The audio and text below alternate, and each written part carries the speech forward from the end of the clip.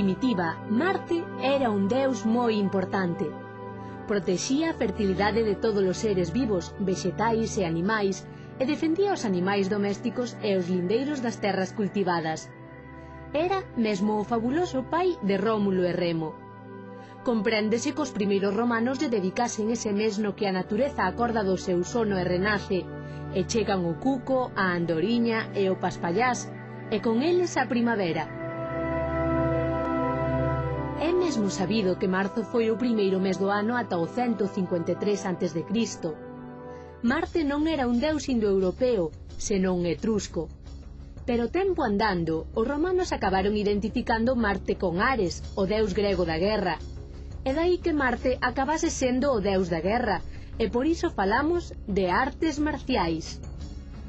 Pero os romanos tamén lle dedicaron a Marte un día de cada semana, o Martis Dies, de onde ven o noso martes, o dimarts do catalán, o magdi do francés e o martedí do italiano. Os ingleses din Tuesday, que significa o día de Tiu, que era o deus xermánico da guerra. É dicir, martes e Tuesday expresan o mesmo concepto.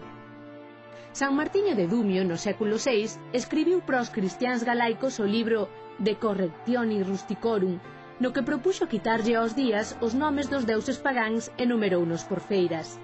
Por iso, empezando a semana no día do Señor, é dicir, no domingo, o martes pasou a ser Feria Tertia, cousa que aínda conservan o calendario litúrxico católico e mailo portugués, que ao martes lle chama Terza Feira.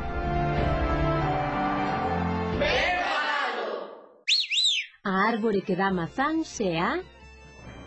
Mazadeira. A onde imos mercar alimentos? Supermercado. Ver como sabes. O martes parece un día negativo porque día cantiga come papas Manueliño, come deica que te fartes, ibas buscar Carolinas e que che deron o martes.